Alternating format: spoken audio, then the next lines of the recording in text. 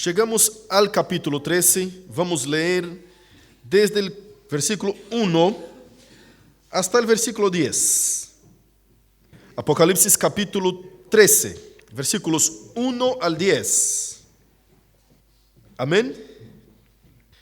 Vamos ler la santa palabra de Dios. Apocalipsis capítulo 13, versículos 1 al 10. Dice así la palabra del Señor. Me paré sobre la arena del mar y vi subir del mar una bestia que tenía 7 cabezas y 10 cuernos, y en sus cuernos 10 diademas, y sobre sus diademas un nombre blasfemo. Y la bestia que vi era semejante a un leopardo, y sus pies como de oso, y su boca como boca de león. Y el dragón le dio su poder y su trono y grande autoridad. Vi una de sus cabezas como herida de muerte, pero su herida mortal fue sanada, y se maravilló toda la tierra en pos de la bestia, y adoraron al dragón que había dado autoridad a la bestia, y adoraron a la bestia, diciendo, ¿quién como la bestia? ¿Y quién podrá luchar contra ella? También se le dio boca que hablaba grandes cosas y blasfemias, y se le dio autoridad para actuar 42 meses. Y abrió su boca en blasfemias contra Dios, para blasfemar de su nombre, de su tabernáculo y de los que moran en el cielo. Y se le permitió hacer guerra contra los santos y vencerlos. También se le dio autoridad sobre toda tribu, pueblo, lengua y nación. Y la adoración de todos los moradores de la tierra, cuyos nombres no estaban escritos en el libro de la vida del Cordero, que fue inmolado desde el principio del mundo. Si alguno tiene oído, oiga. Si alguno lleva en cautividad, va en cautividad. Si alguno mata a espada debe ser muerto. Aquí está la paciencia y la fe de los santos. Amén. Querido Dios, oramos en tu presencia. Entramos, Señor, ante tu trono celestial para pedir que tu gracia y tu amor y tu santa presencia y tu santo poder venga a ser derramado sobre nosotros para que podamos comprender y exponer tu santa palabra. Habla al corazón de tu iglesia, también habla a mi corazón, ministra nuestras vidas, Santo Espíritu del Señor. Y Señor, que tú venga a crecer cada vez más, que prediquemos tu santa palabra en fidelidad y que nosotros menguemos, Señor, para honra y gloria de tu nombre, solamente tu nombre sea engrandecido y alabado para siempre. Amén y amén. Tome su asiento, por favor, iglesia. Aleluya. Estamos delante de un capítulo espantoso. Vemos en ese capítulo 13 2 bestias, una que sube del mar y otra que sube de la tierra. Nosotros vamos a detenernos en la primera bestia. Desde el versículo 1 hasta el versículo 10, háblase de la primera bestia, la bestia que sube del mar. Y hermanos, es una imagen figurativo, muy fuerte, muy expresivo y de muchos significados. Les hago recordar el capítulo 12, que nosotros vimos en ese capítulo 12 3 imágenes simbólicos. Una mujer, un dragón y un hijo. La mujer cuyo hijo está por nacer está huyendo de un dragón. Esa mujer cuyo hijo está por nacer significa y representa la iglesia en el antiguo pacto, la iglesia de la antigua alianza. Nosotros vemos que esa mujer tiene dolores de parto y da a la luz a un hijo. Y ese hijo representa al Mesías, a la simiente bendecida, prometida desde Génesis 3:15. Ese hijo nace y ese hijo es el Mesías, el mismo Jesucristo. Cuando el dragón se da cuenta que no logró tragar al hijo a su nacimiento, persigue a la mujer y para detener a la mujer y destruir a la mujer, sigue atrás de la mujer, pero cuando se da cuenta que Dios la lleva con alas de águilas al desierto y la protege por ¿cuánto? 1260 días, la protege por 42 meses o 1260 días, que es lo mismo, o 3 años y medio, que es lo mismo. Ya vamos a llegar a estudiar eso en un ratito. Cuando el dragón se ve vencido en la cruz, en otras palabras, persigue a la iglesia, Dios protege a la iglesia, que también es un símbolo. La iglesia del Antiguo Testamento, esa mujer simboliza esa iglesia del Antiguo Testamento. El dragón echa agua de su boca para tragar la iglesia al pueblo de Dios, y la tierra abre su boca y toma el agua para que no haga daño al pueblo de Dios, que es la iglesia representada acá del Antiguo Testamento, del antiguo pacto, de la antigua alianza. El dragón insatisfecho levanta su ira cada vez más, y cada vez que se presenta y levanta su ira en contra de la iglesia, es una manera de decir que está airado y enojado en contra del mismo hijo que no logró matar. Entonces dice el versículo 17, cerrando el capítulo 12 de Apocalipsis: entonces el dragón se llenó de ira contra la mujer y se fue a hacer guerra contra el resto de la descendencia de ella, los que guardan los mandamientos de Dios y tienen el testimonio de Jesucristo. Es decir, ese texto está hablando de la iglesia de la nueva alianza, de los que son nosotros descendientes de la mujer, es decir, los que guardan, conforme dice el texto, al mandamiento de Dios y el testimonio de Jesucristo. Entonces vemos una batalla espiritual, una pelea espiritual del mundo de las tinieblas en contra del pueblo de Dios. Cuando decimos que el dragón está en contra de Jesucristo, vemos ahí de forma natural, por su nacimiento, por ya conocer el dragón a un poco de su derrota, que ya sabe que está vencido y que no puede más vencer a Cristo. Él pelea en contra del pueblo de Dios, a veces causa algún daño al mismo Dios que lo ha creado. Porque el diablo es un hijo rebelde, hablando así para no decir cualquier cosa. Es un hijo rebelde en el sentido de decir que no sale del control de Dios las cosas que hace Satanás, pero tampoco las hace por obediencia a Dios. Es el desobediente.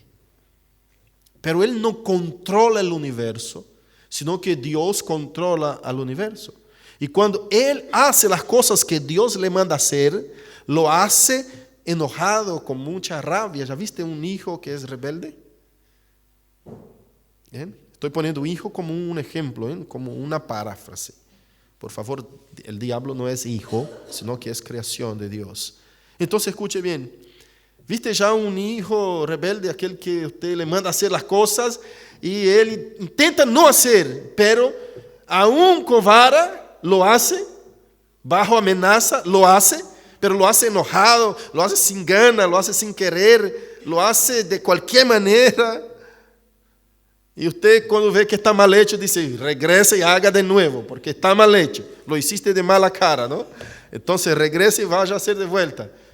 Más o menos eso. ¿Qué quiero decir con eso? Quiero decir que todo que sucede bajo el cielo, todo que sucede en ese universo, está bajo el control del Dios Todopoderoso. No es en vano que Dios se llama Dios Todopoderoso. Es decir, no hay ningún otro poder que controla a Dios o que puede manejar las decisiones de Dios.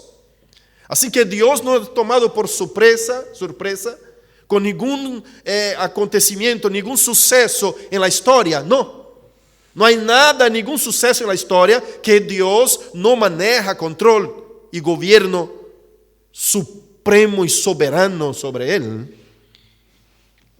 Por esa causa, vemos al dragón como el mismo imagen del diablo, siendo ese símbolo fuerte.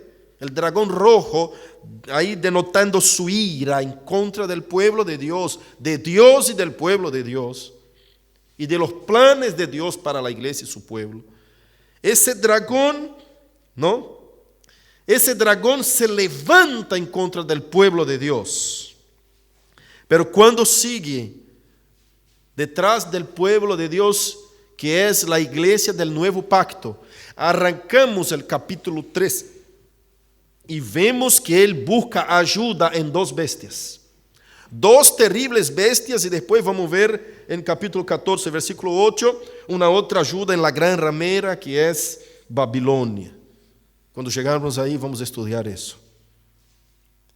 Y esas dos bestias se levantan en ayuda al dragón. Ahora escuche bien.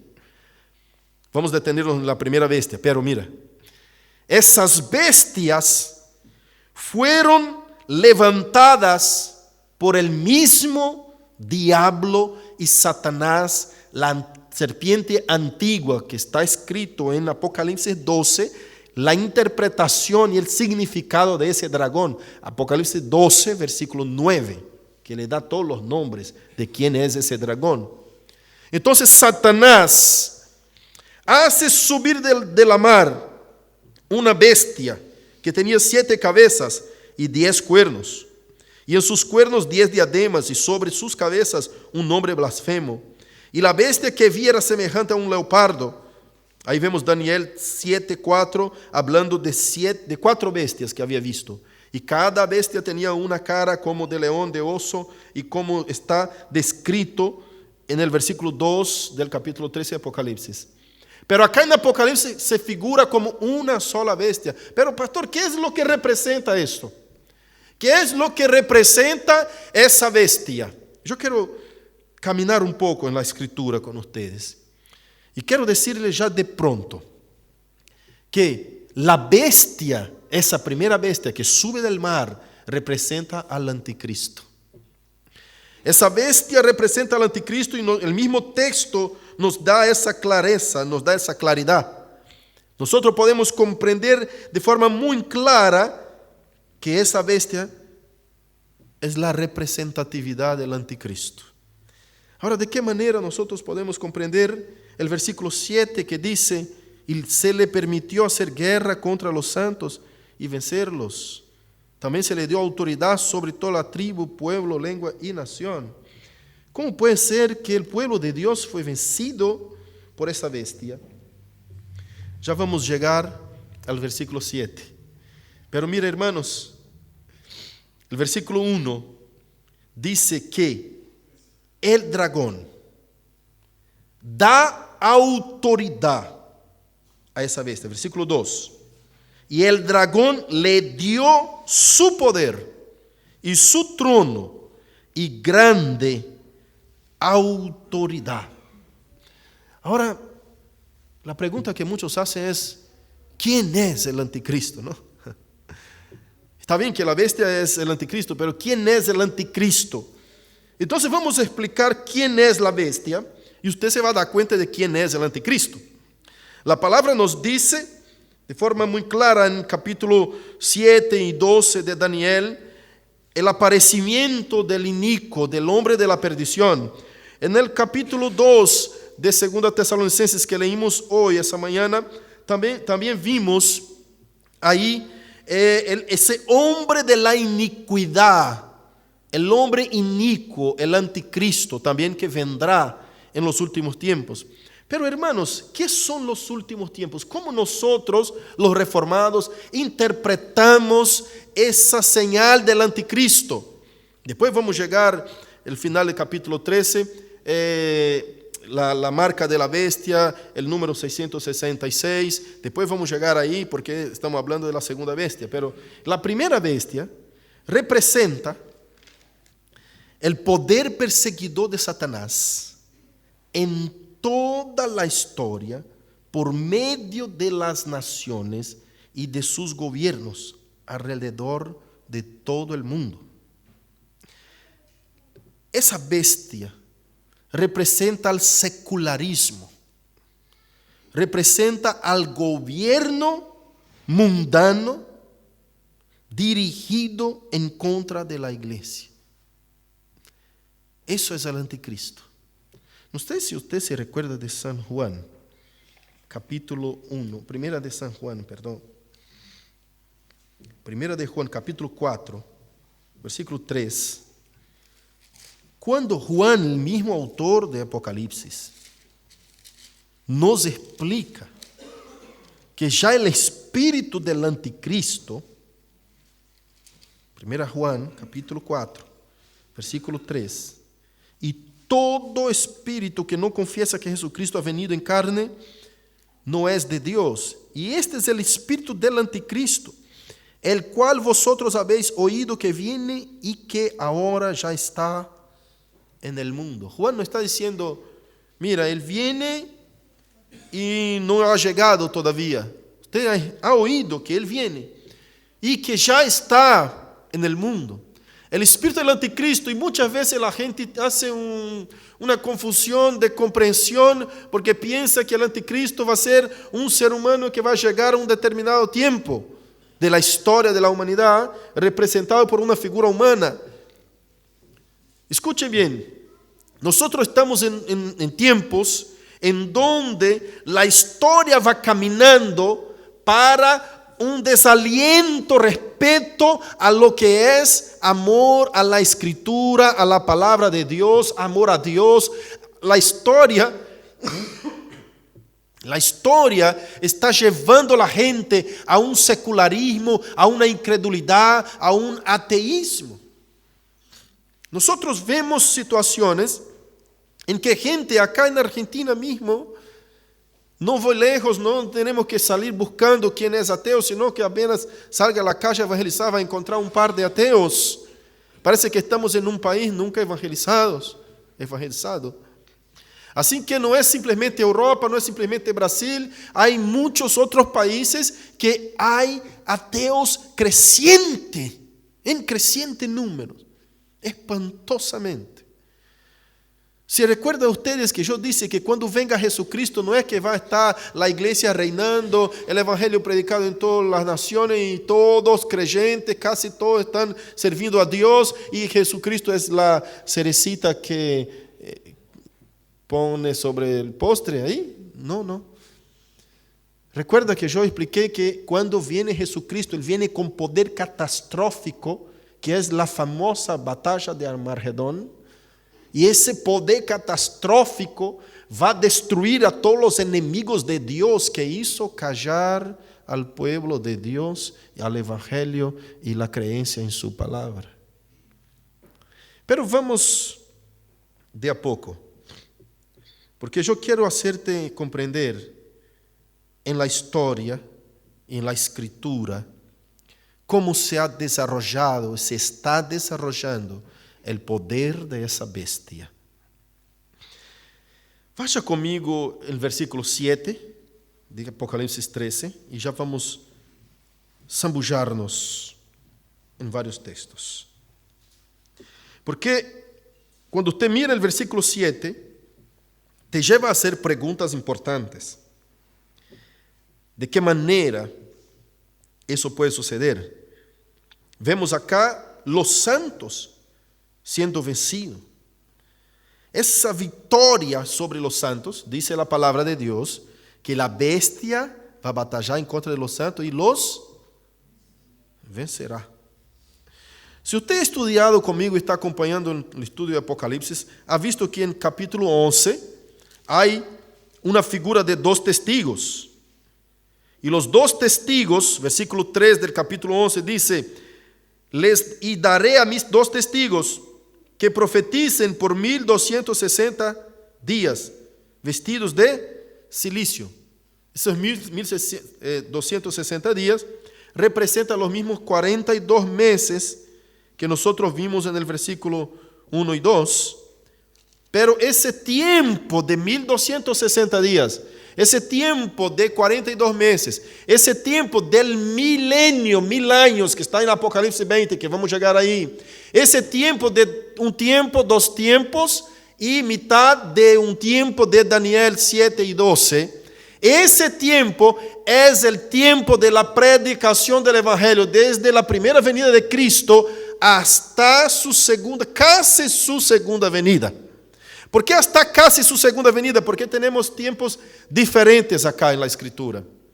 Hay esos tiempos siempre simbolizando, no son tiempos exactos, siempre simbolizando tiempos en la palabra de Dios.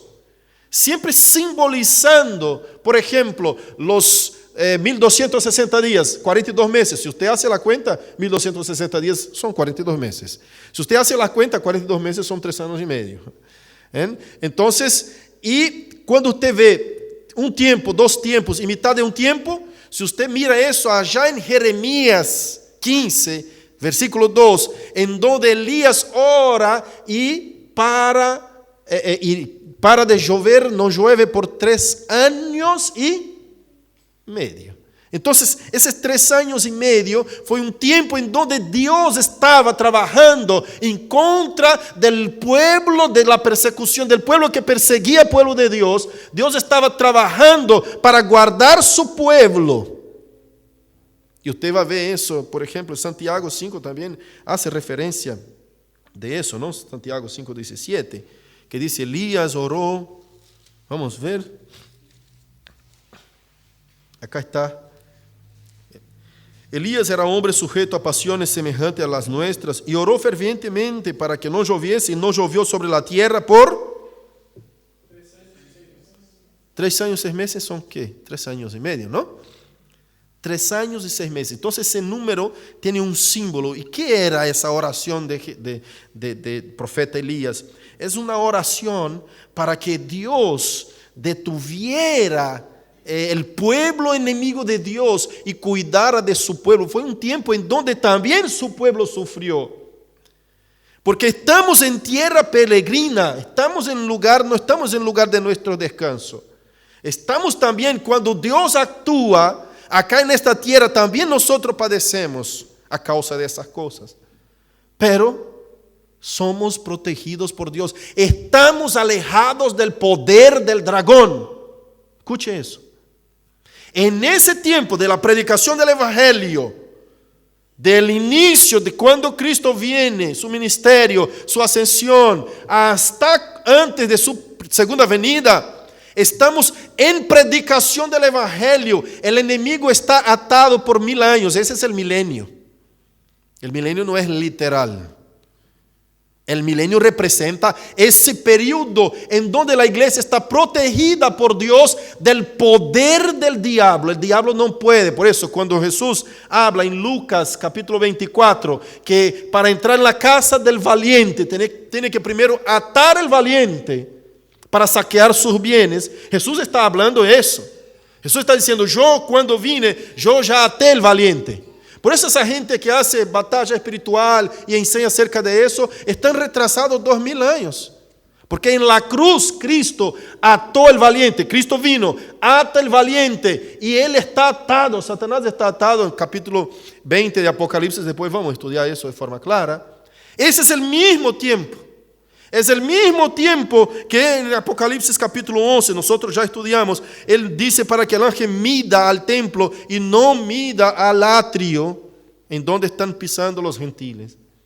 Es el mismo tiempo en donde está separando lo que es santo de lo que no es santificado. 42 meses se refiere en Apocalipsis capítulo 11. Entonces vemos un tiempo grande, largo, de predicación del Evangelio. Después vimos un tiempo corto, que es representado por 3 días y medio. Y está en Apocalipsis 11 cuando habla de los 2 testigos. Tampoco es literal, por favor, son tiempos simbólicos que representan parcela de un tiempo. No sabemos cuánto es ese tiempo. Ahora mire, 3 años y medio es mucho más largo que 3 días y medio. 3 días y medio será el tiempo en que la iglesia estará callada, silenciada por el poder de esa bestia que estamos estudiando acá. Y esa bestia es el poder de la persecución en contra de la iglesia y el pueblo de Dios. con toda la fuerza de la segunda bestia que echa la gente en el engaño y hace con que la gente adore a la primera bestia. Pues vamos a ver la segunda bestia. Entonces la segunda bestia está el falso profeta, el poder del engaño, y convence a la gente con sus filosofías vanas a adorar a la primera bestia, que son los poderes de este siglo que gobierna en contra de los principios de Cristo. Anticristo es aquello que está en contra de Cristo. Antiséptico contra lo que es séptico. Todo que es contra. Está en contra de Cristo. En contra de todo aquello que se levanta en nombre de Dios. En contra del pueblo de Dios. Tanto es verdad que se va a levantar y va a sentarse sobre el mismo trono de Dios. Y va a llamar a la adoración a sí mismo. Va a hacerse Dios para que el mundo le adore. Nosotros vemos que el secularismo hace con que la gente adore al diablo. No vamos lejos, sino que hablando de nosotros mismos en nuestras mismas iglesias. Muchas veces no vemos Dios siendo adorado como Él dice que quiere ser adorado. Si usted lee el libro de Éxodo, va a ver la construcción del tabernáculo, Dios diciendo de qué manera debe medir el tabernáculo, de qué forma debe ser hecho, la adoración de qué manera debe ser hecha, cómo Dios quiere ser adorado y de qué forma. Entonces hay gente que dice, no, las formas no son importantes. Si no fueran importantes, Dios no había puesto las formas. Pero las formas del antiguo tabernáculo nos señalan, nos apunta hacia Cristo. Porque son formas específicas de medidas que nos simboliza una reverencia a lo que Dios quiere y la manera como quiere ser adorado. Una reverencia de cómo debe Dios y cómo Él quiere ser adorado. Así que si nosotros estamos en la iglesia y decimos, vamos a adorar a Dios de esa forma, de otra manera, y creamos nuestra forma de dar alabanza a Dios, de verdad, hermanos, no estamos dando alabanza a Dios y ni lo estamos adorando. Estamos en verdad adorando a nosotros mismos porque nosotros buscamos saber qué es lo que nos gusta en un culto. Entonces la adoración esta es para nuestro gusto, no para el gusto de Dios que dijo cómo quiere ser adorado. Y nosotros vemos eso en este siglo. El mundo quiere decir a usted cómo usted debe adorar y a quién debes adorar. Y el poder del engaño no te quita de la iglesia para que usted haga eso, para que usted adore a Satanás. Como mismo Jesucristo dijo en la iglesia que escribió a Sardis, diciendo, ustedes son una iglesia muerta. Como escribió a Tiatira, que tenía Jezabel, que enseñaba al pueblo a adorar al diablo adentro de la iglesia. Ahí está el poder de la segunda bestia, el engaño.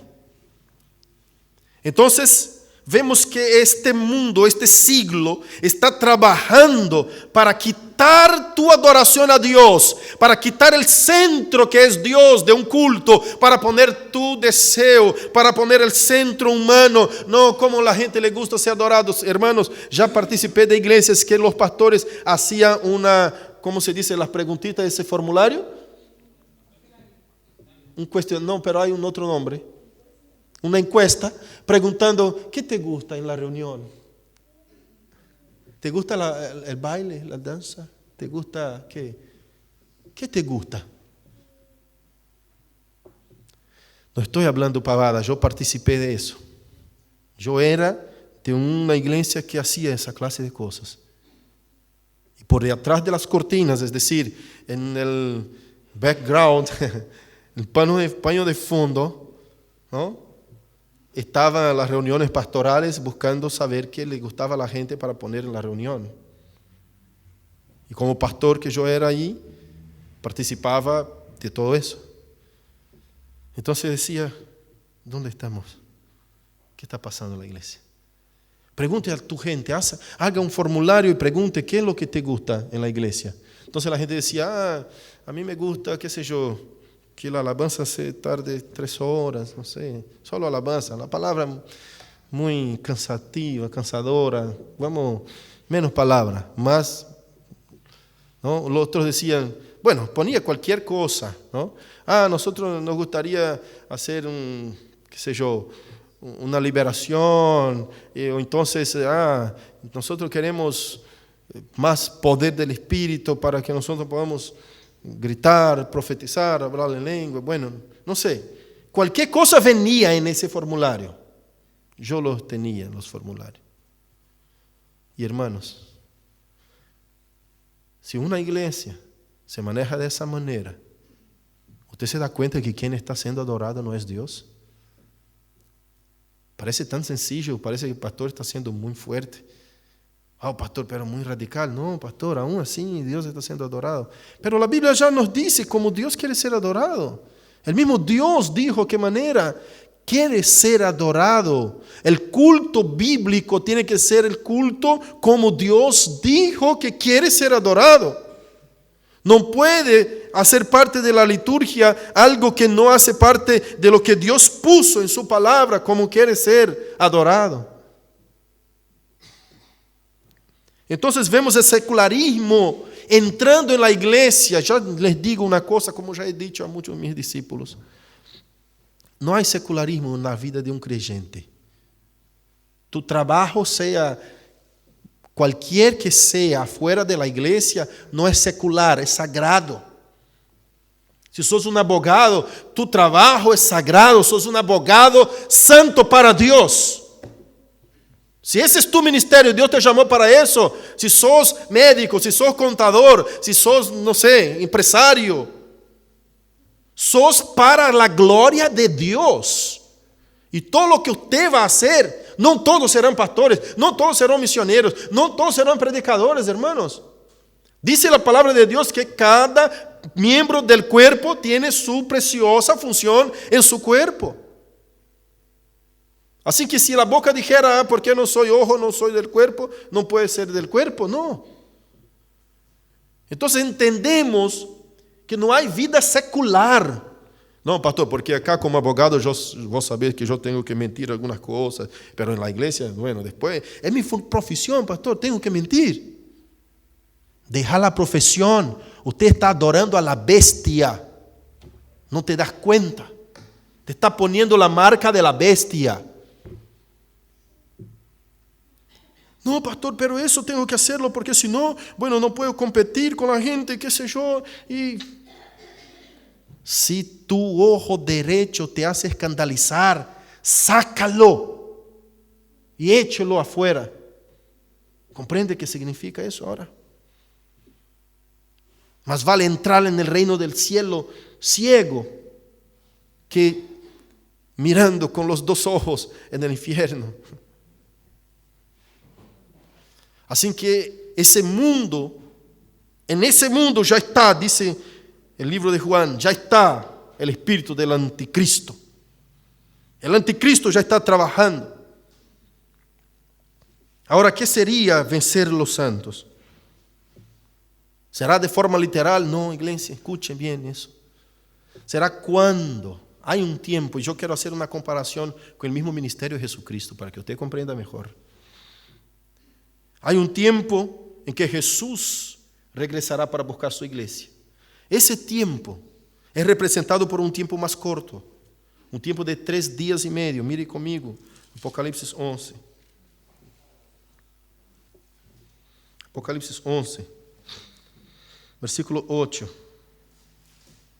Mire el 7. Cuando hayan acabado su testimonio, la bestia que sube del abismo hará guerra contra ellos y los vencerá y los... Es la misma bestia, pero está siendo mirado por otra cámara. ¿Se recuerda que yo había dicho en las cámaras? Las 7 cámaras. Está siendo mirado por otro ángulo, contado de otra forma. Esos 2 testigos cuentan la historia de la predicación de la iglesia hasta la segunda venida de Cristo. Si usted lee el libro, el capítulo 11 de Apocalipsis, se va a dar cuenta. No son dos personas, como ya he predicado eso, como dicen algunos que es Moisés y Elías, otros dicen que hasta Noé dicen que es. Pero no es. Es un símbolo que representa a la predicación, la palabra de Dios, la ley y los profetas. El mismo Lucas 16, que nosotros vimos la parábola y estudiamos eso, ¿no? La iglesia, la predicación y la palabra de Dios. Esos son los dos testigos. Tenemos la palabra de Dios escrita y tenemos los mensajeros, la iglesia de Dios predicando. Esos son los dos testigos. Estos dos testigos serán muertos en plaza de la gran ciudad, que en sentido espiritual se llama Sodoma y Egipto. Versículo 8, estoy leyendo del capítulo 11. Donde también fue muerto nuestro Señor fue crucificado. Esa Sodoma, Egipto, y donde nuestro Señor fue crucificado, está muy claro, muy evidente. Y para cerrar el asunto dijo, ¿dónde fue crucificado nuestro Señor? En la tierra. La tierra siendo gobernada por los príncipes, los reyes de los principados de ese mundo. Esa tierra en donde nosotros peleamos en contra del pecado, en donde no es nuestra vivienda, en donde no podemos disfrutar la paz plena todavía, en donde estaremos siempre en batalla en contra de esa bestia. Pero escuche. Dice el versículo 7, que cuando hubiere acabado su testimonio, cuando no hubiera ningún elegido más para escuchar la palabra de Dios. Todos los elegidos escucharon, el Señor ya tiene los suyos, ya terminaron, acabó. Se acabó el trabajo de los testimonios. La bestia guerreará, batallará en contra de ellos y los vencerá. ¿Cuánto tiempo van a estar muertos? Versículo 8. Y sus cadáveres estarán en la plaza de la gran ciudad, que en sentido espiritual es la tierra, en el pecado, y los de los pueblos, tribus, nación, lenguas, versículo 9, y naciones verán sus cadáveres por ¿cuánto tiempo? 3 días y medio. ¿Ha llegado ahora? 3 días y medio. Es un tiempo en donde la iglesia será silenciada. El secularismo va a tomar el mundo. La Biblia será apenas un montones de papelitos antiguos escritos por hombres viejos abrochados. Montones de papeles viejos que no hacen ningún sentido. Son historietas. Y esos creyentes que están predicando esos papelitos abrochados son locos. No se da más oído a la palabra de Dios y al mensaje del Evangelio. Será un tiempo corto. Será un tiempo de gran y terrible perdición en todo el mundo. Ese corto tiempo será la venida, será cuando Jesús vendrá. En ese corto tiempo en donde está silenciada la iglesia, Jesús vendrá en el cielo con poder y gran gloria. Mira conmigo el versículo 11, dice así: pero después de 3 días y medio, entró en ellos, ¿quién? Los 2 testigos, que son la iglesia y la palabra. El espíritu de vida enviado por Dios, y se levantaron sobre sus pies, y cayó gran temor sobre los que los vieron. ¿Qué es eso? La segunda venida de Cristo. Y en aquella, mira, versículo 12, y oyeron una gran voz del cielo que les decía: sube acá. Y subieron al cielo en una nube, y sus enemigos los vieron. Mira, eso es la iglesia siendo arrebatada, la segunda venida de Cristo, la iglesia silenciada, el mundo, la bestia tomando poder, el imperio, los gobiernos tomando poder secular sobre la iglesia, hace callar la iglesia. ¿En qué sentido? ¿Es muerte a la iglesia? No es que mata a los cristianos de forma literal, hace callar y silenciar, no se da más crédito a lo que predicamos. Hoy el diablo está atado. Cuando será suelto el diablo por poquitito de tiempo, como dice Apocalipsis 20, será ese tiempo en donde está callada la iglesia. Dios está protegiendo a la iglesia en el desierto. Con el maná de la palabra lo está alimentando. Estamos en el desierto, pisando en tierra que no es nuestra. Y el Señor protege a la iglesia porque tiene Satanás atado. Es decir, el diablo no puede vencer a la iglesia en ese tiempo de predicación. No puede. No puede vencer ni callar a la iglesia. Por más que ha intentado, no puede. Pero poquitos días antes de la segunda venida de Cristo, si no es que ya lo estamos viviendo el día de hoy, ya seremos desacreditados. Ya la iglesia no tiene más voz. Eso significa la muerte de los 2 testigos. Es un tiempo más corto que 3 años y medio. No sabemos qué cantidad de tiempo es. Es un símbolo de tiempos diferentes. Como dice el mismo capítulo 13, que es lo que estamos interpretando, versículo 7. Y se le permitió hacer guerra contra los santos. Las mismas palabras del versículo capítulo 11. Y vencerlos. También se le dio autoridad sobre toda tribu, pueblo, lengua y nación. Gobierno. Gobierno sobre todo. Yo no digo que el anticristo en ese tiempo no será representado por un ser humano. Porque los gobiernos de las naciones, que es lo que representa esa bestia, estarán de forma tan fuerte en contra de todo lo que es iglesia. Porque si usted va a Francia hoy, lo que es predicar el evangelio se llama proselitismo. Es prohibido en Francia que usted intente llevar a alguien a un cambio de mente para tu religión. Es prohibido, usted va a la cárcel. Si usted no sabe de eso, en Argentina se levantó un proyecto de ley en 2016, estaba leyendo, que hacía eso, prohibición del proselitismo. ¿Qué es proselitismo? Hacer prosélito. Llevar mi idea para ti, para cambiarte de tu religión, o de tu manera de pensar, o de tu manera filosófica de vivir, para mi manera de vivir. Eso es proselitismo. Entonces la evangelización es proselitismo. Una cierta tía mía me dijo: Wilton, pero tenemos que respetar a los demás respecto a lo que es su religión, su creencia. Yo digo, interpretame respetar. ¿Qué significa? No, que usted tiene que aceptar lo que él cree. Ah, bueno, entonces yo no soy misionero. Misionero no existió, entonces es todo mal lo que están haciendo los misioneros. Y Pablo equivocóse mucho, Jesús también, porque bajó del cielo para decir la verdad a una gente que estaba con una mente totalmente mundana, cambiada. Y Cristo trajo a su mente la liberación por el entendimiento de la verdad. Así que si yo tengo que respetar, y respetar significa aceptar su creencia, no puedo predicar a nadie. Esa es la idea filosófica del proselitismo. Usted tiene que respetar.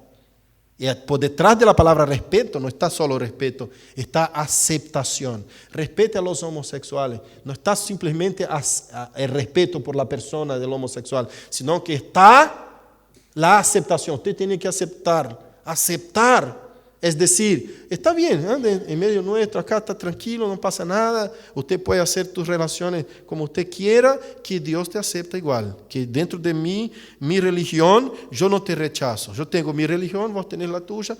Yo no te rechazo, no digo que está mal, porque no puedo, es prohibido. Estamos caminando para eso. El mundo está caminando para esa clase de secularismo.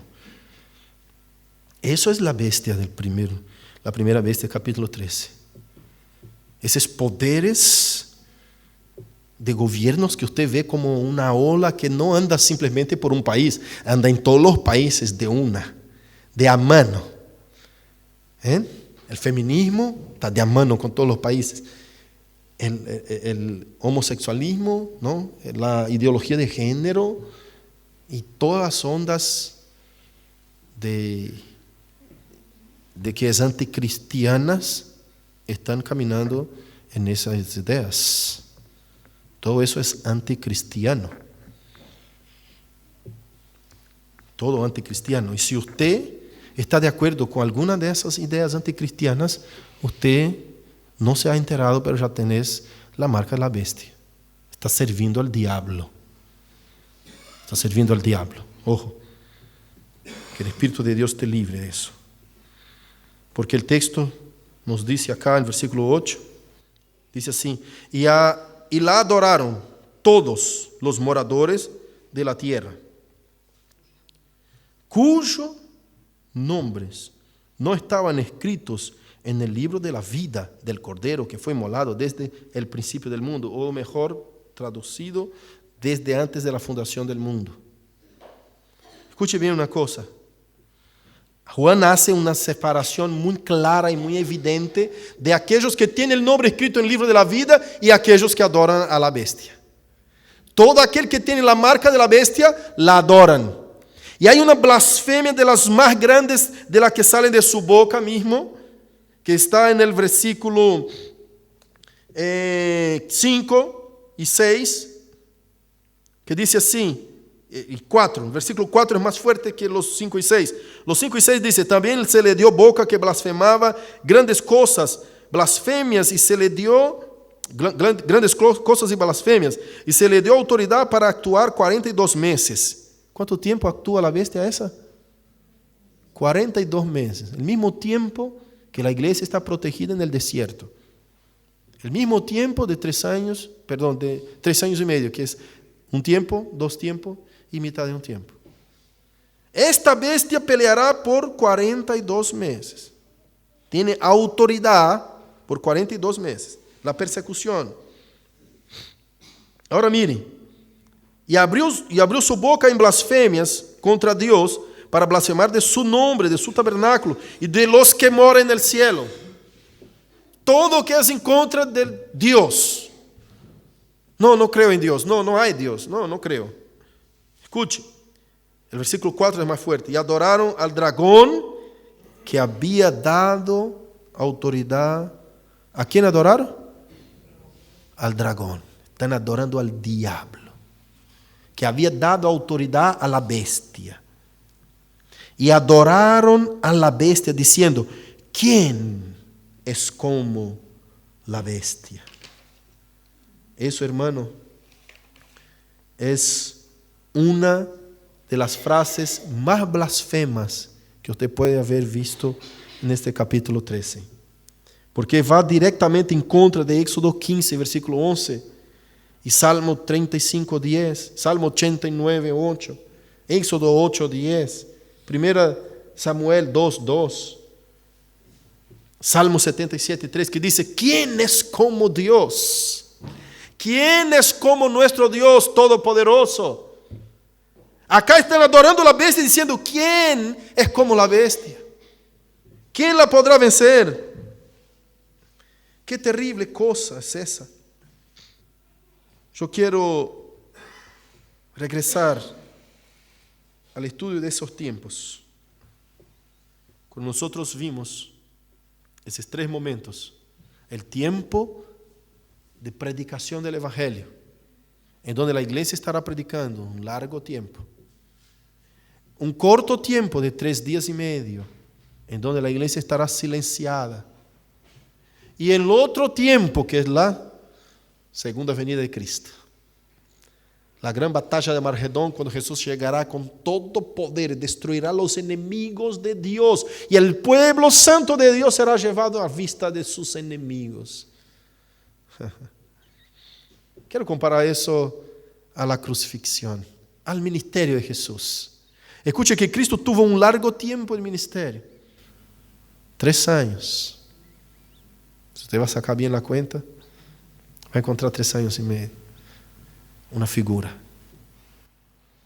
Por 3 días estuvo muerto. Pequeño, corto tiempo. se silenció la voz de la verdad. Jesús el sábado estaba muerto. Los discípulos, ¿qué pasa? Lucas 11 nos relata el tema del camino de Emaús. Los discípulos charlando acerca de las cosas que habían sucedido. Y yo quiero llevarte a ese texto. Lucas 11 no es del Valente, es Lucas 24.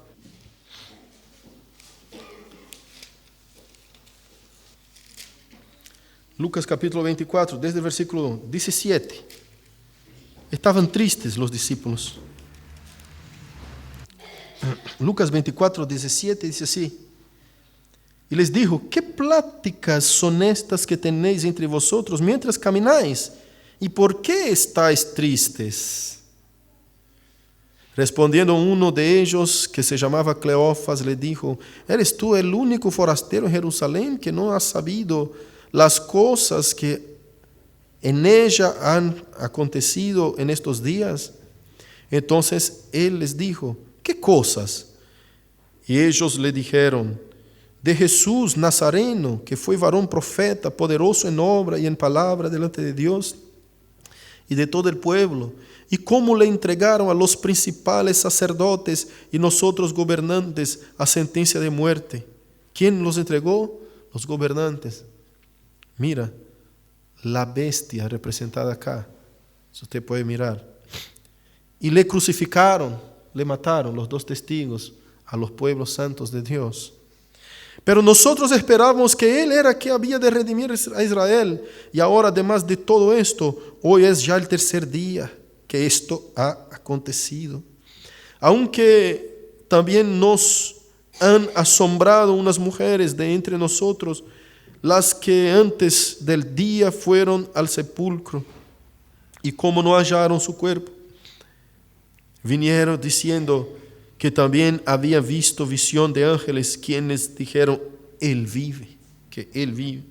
Y fueron algunos de los muertos al sepulcro, y hallaron así las mujeres, como las mujeres habían dicho, pero a Él no lo vieron. Entonces Él les dijo, oh insensatos y tardos de corazón para creer todo lo que los profetas han dicho. ¿No era necesario que el Cristo padeciera estas cosas y que entrara en su gloria? Eso fue escrito en la antigua alianza, hermanos, de forma simbólica. Cuando vino Cristo, los judíos no comprendieron, no supieron entender que era Jesucristo, el mismo Jesucristo. Porque todo el Antiguo Testamento fue señalando hacia Cristo, pero tenía que ser interpretado de manera simbólica. Y Jesús acá les dice, qué incrédulos, qué insensatos y tardos de corazón para comprender todo lo que dijo los profetas. Nosotros, si miramos hacia Apocalipsis, vamos ver lo mismo. Vamos ver que Dios nos ha revelado todo como debe ser y cómo va a pasar. Pero nosotros somos tardos y necios de corazón para comprender todo lo que dijo la profecía de Apocalipsis. Y hay muchos que quizás, algunos, incluso acá mismo, no creen en esos mensajes. Versículo 27, comenzando desde Moisés y siguiendo por todos los profetas, les declaraba en todas las escrituras lo que él decía, lo que de él decían. Acá está hablando de mí, mira, desde Moisés, de Génesis hasta el último libro del Antiguo Testamento que tenían los judíos en su Torah, mostrándolos. Acá está hablando de mí, mira, acá habla de mí, acá habla de mí, acá habla del Mesías, acá habla de Cristo, acá habla del Mesías. Ustedes no lograron ver eso. Y llegaron a una aldea donde iban, y él hizo con que iban más lejos. Después el Señor les abre los ojos para que sepan que es Jesucristo. Hasta ese momento ellos no saben que están hablando con el mismo Jesús. Al tercer día viene el Espíritu de Dios sobre Cristo y lo resucita. Si usted mira la historia de la iglesia, vemos los tiempos siendo profetizados de la misma manera. Un largo tiempo de predicación, 3 días y medio de un silencio, y después el arrebatamiento. del Señor sobre la tierra. Batalla por su pueblo, vence a todos y lleva a su pueblo salvado al cielo. Amén. Vamos a cerrar por acá. Había todavía muchas otras cosas, pero por hoy dejamos así. Amén. Que el Espíritu Santo de Dios nos ayude a comprender su palabra. Que Él pueda hacernos comprender que las cosas descritas en Apocalipsis son símbolos que nos señalan hacia las cosas futuras, venideras y las que están pasando todavía. Que esas cosas son verdades, esos símbolos son verdaderos, son fieles a esas palabras y que esas cosas van a pasar, crea tú o no. Cuando venga mi Señor en el cielo, vamos a estar nosotros en gran gloria, festejando y alabando su santo nombre. Y a los que están adorando a la bestia, quedarán. Y a la vista de ellos subiremos nosotros en una nube. Y dice la palabra en 2 Tesalonicenses capítulo 4, que nos encontraremos con el Señor en el aire y estaremos para siempre con el Señor. Así que, hermanos, Jesucristo está por venir. No hay manera de calcular el momento. Tenemos que estar preparados a cada tanto. ¿Será ese tiempo el momento en que la iglesia está silenciada?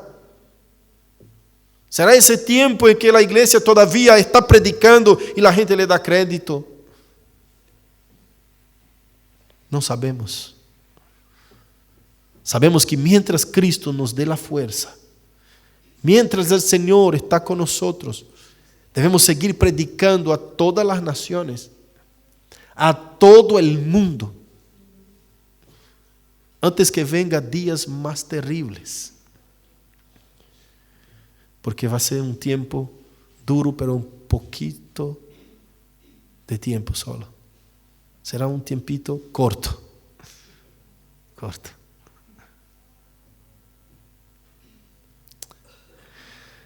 Amén. Y el Señor nos llevará a su gloria con Él. Ahí estaremos con el Señor para siempre. Seremos recompensados de todo dolor, tribulación que pasamos en esa tierra, en esa lucha en contra del mundo, en contra del diablo y en contra de nuestra misma carne. Esa lucha que el creyente vive para agradar a Dios, honrándolo, sirviendo a su prójimo, de manera que ame a Dios y refleje su gloria en esa tierra. Sabemos que llegará ese día para todos, para los que creen y para los incrédulos, para los justos y para los impíos. Llegará ese día. Oh, cuán terrible será para los que no creen, pero cuán glorioso será para los creyentes. Un hermoso día para los creyentes. Y yo espero verte en ese día, subiendo conmigo. Amén. Alabando a Dios y glorificándolo.